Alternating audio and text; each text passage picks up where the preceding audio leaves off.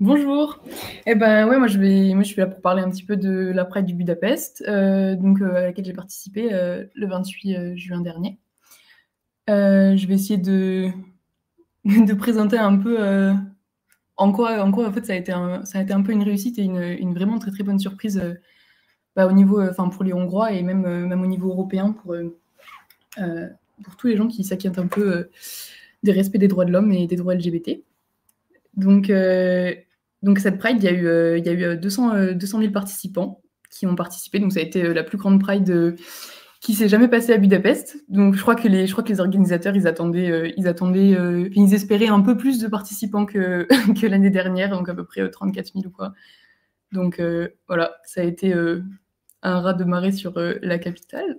C'était en fait déjà juste l'ambiance là-bas et en fait il y avait vraiment ce il y a eu direct depuis. Moi, je suis partie de Vienne en train, et en fait, même pendant le trajet et tout, il y avait vraiment ce sentiment que tout le monde convergeait là-bas dans les gares, dans les trains, partout pour se rassembler. Et puis, ben, ça a vraiment rappelé donc un petit peu à quel point la Pride, en fait, c'est un événement politique, quelque chose que des fois on a un peu peur d'oublier. Quand il y a beaucoup de pinkwashing des entreprises, que tout le monde prend un peu ses droits pour acquis. Donc voilà, là, ça rappelle un peu qu'en fait, faut toujours faire attention à ce qui se passe et, et ouais, à tous les indices qui font qui tendent vers une réduction des libertés de chacun. Donc à cette Pride, il y a des gens de toute l'Europe qui sont venus, des témoignages de beaucoup de gens, des responsables politiques, des responsables donc des parlementaires européens, des parlementaires nationaux d'autres pays européens. Et en fait, il y a eu aussi, je ne sais pas si c'est surprenant ou pas, mais moi j'étais un peu surprise à ce moment-là quand on m'a dit ça parce que en fait, moi je ne connaissais pas du tout le contexte politique hongrois et la mentalité des gens, on va dire, lambda là-bas. Et en fait, il y avait aussi beaucoup de Hongrois qui se sont joints à la marche. Donc, soit des alliés, soit des gens des alliés, mais pas de longue date, on va dire. Et, euh, et en fait, ça a été un peu la convergence de, d'un ras-le-bol général de la population face aux politiques de Viktor Orban, qui est quand même Premier ministre depuis 2010. Donc ça commence à faire 15 ans.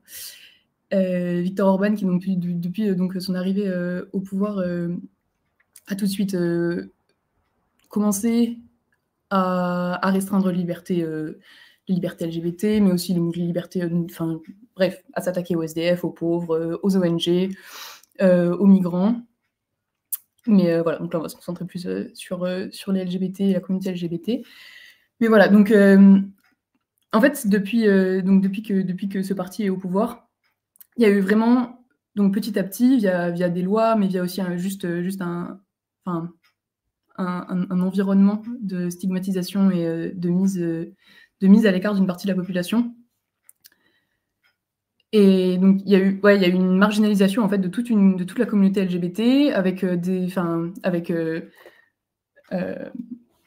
genre un amalgame très très fort entre des gays, les homosexuels et les pédophiles, des choses comme ça.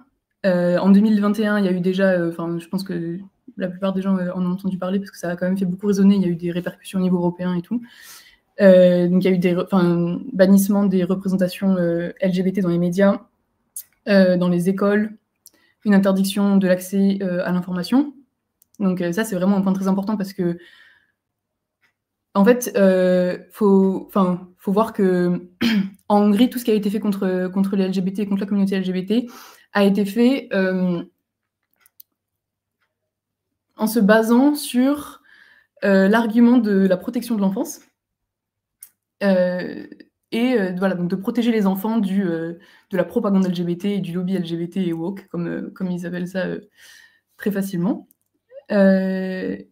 Et donc ça, évidemment, ça englobe interdiction d'accès à l'information pour donc des jeunes personnes soit homosexuelles, soit trans. Et on sait que ça a des répercussions très importantes sur la santé mentale des jeunes. Pardon. Voilà, donc des jeunes LGBT qui se découvrent, qui ont besoin d'ancrage pour comprendre ce qu'ils traversent à l'adolescence, qui est toujours une période en général où c'est le plus compliqué pour eux. Donc voilà, donc évidemment avec en général des augmentations du taux de suicide, qui est particulièrement élevé chez les jeunes LGBT. Et donc évidemment, empêcher l'accès à l'information, ça fait, augmente évidemment le risque de pratiques à risque. Donc, que ce soit très simplement des maladies sexuellement transmissibles et tout, ou bien même des violences. Ça aussi permet une plus grande violence et comment ça s'appelle ? Une plus grande violence homophobe et d'attaques homophobes envers la communauté LGBT, puisqu'en fait, les gens se sentent tout permis sur ça, puisqu'ils savent qu'ils n'auront aucune répercussion légale. Donc voilà, donc ça c'était en 2021. En 2025, donc ça continue, et ils ont carrément passé une loi en mars pour interdire tous les rassemblements qui étaient là et qui avaient pour but de revendiquer une identité LGBT, queer, et revendiquer des droits LGBT, en fait. Donc, très clairement, Viktor Orban avait dit que ça se dirigeait tout particulièrement contre la Pride qui a lieu normalement en juin, comme d'habitude. Donc, il s'est à nouveau appuyé sur la protection des enfants, ce qui est assez intéressant parce que c'est des mécanismes se baser sur la protection des enfants qu'on retrouve partout, en fait, dans tous les autres pays d'Europe, en France et tout, où en fait ils se servent de ça, parce que c'est une question très importante et qui doit surtout pas être négligée. Et donc ils se servent de ça pour aussi faire paniquer la population et la faire adhérer beaucoup plus facilement à leurs idées réactionnaires. Mais voilà, donc du coup, je trouve que c'est aussi intéressant de voir à quel point, également aussi quand on voit que toutes ces lois qui ont été passées ressemblent beaucoup à celles qui ont été passées en Russie, qui ont été passées en Turquie auparavant. Donc tout ça, en fait, ça permet vraiment de voir aussi quelles sont les étapes pour un gouvernement autoritaire ou à tendance d'extrême droite ou d'extrême droite. Quelles sont un peu les étapes par lesquelles ils passent pour finir par occulter, par vouloir occulter, à chercher à occulter toute une partie de la population, leurs droits et leurs droits fondamentaux et humains, en fait. Donc pour cette Pride précisément, donc après l'interdiction, ils avaient dit qu'il y aurait des amendes, qui pouvaient aller jusqu'à 500 € d'amende si jamais on participe à cette Pride, et pour même de la prison, donc jusqu'à 1 an de prison, je crois, pour les organisateurs. Donc à la fois, il y avait la menace de répercussions légales, et à la fois, il n'y avait pas de menace de répercussions physiques, donc de violences policières et tout. Après, voilà, on peut se demander si c'est aussi, de par la pression internationale et tout, ou juste parce que c'est pas habituel, ça, je sais pas du tout.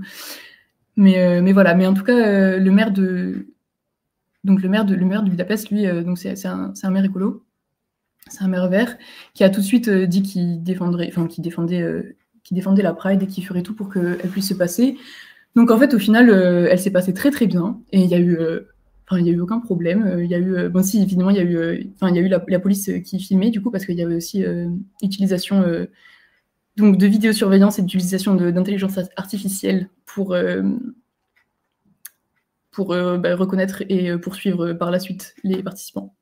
Donc ça s'appliquait que aux Hongrois, et voilà, donc c'était aussi pour ça que c'était important en tant qu'Européens et en tant que citoyens d'autres pays européens d'y aller, parce que en fait on avait on avait quasiment pas de risque judiciaire sur ce plan-là.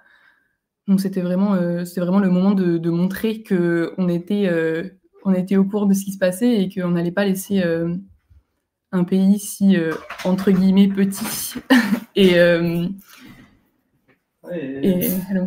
et pas, voilà, qui n'est pas, enfin, qui n'est pas si important.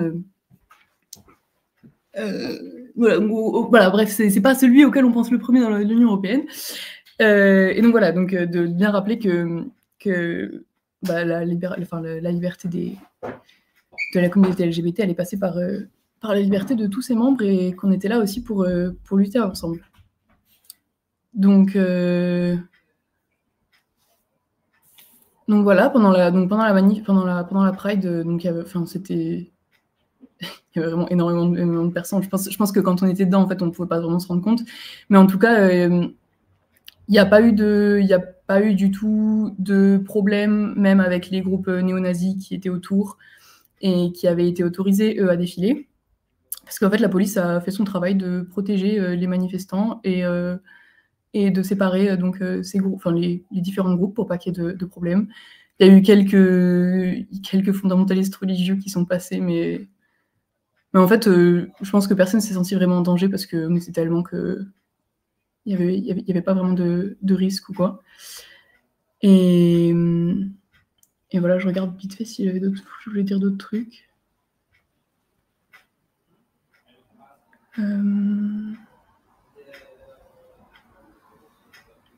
Donc voilà, après les répercussions qu'on espère qu'il va y avoir en fait sur la politique hongroise. En fait, il y a des élections en 2026. Il y a des nouvelles élections où en fait Viktor Orban peut ne pas récupérer sa place de Premier ministre. Et c'est un peu... en fait, ça a montré vraiment que même le peuple hongrois lui-même était vraiment uni contre Viktor Orban et que, en fait... parce que du coup, même des gens qui ne sont pas vraiment acquis à la cause LGBT, en fait, ont participé à cette marche et étaient vraiment en faveur. Parce que ils se sont, en fait, tout le monde s'est vraiment rendu compte à quel point cette partie de la population, donc genre la communauté LGBT, a été mise de côté et leurs droits déniés depuis, depuis 2010, depuis l'arrivée de Viktor Orban au pouvoir. Et tout ça ajouté à d'autres mesures vraiment antisociales et qui rendent la vie en Hongrie très difficile pour tout le monde. En fait, visiblement, les gens se sont dit, mais en fait, c'est pas normal, même si c'est des gens qu'on n'aime pas, qu'on trouve un peu bizarres et tout. En fait, c'est pas normal que leurs droits soient reniés comme ça, et on va plutôt se mettre de leur côté pour essayer d'avancer contre notre ennemi commun, entre guillemets, quoi. Donc ça, moi, je trouve que ça donne vraiment aussi beaucoup d'espoir sur la capacité, en fait, des gens à avoir juste genre de l'empathie simple, on peut dire, parce qu'il n'y a pas besoin d'être politisé pour avoir de l'empathie pour des gens réprimés.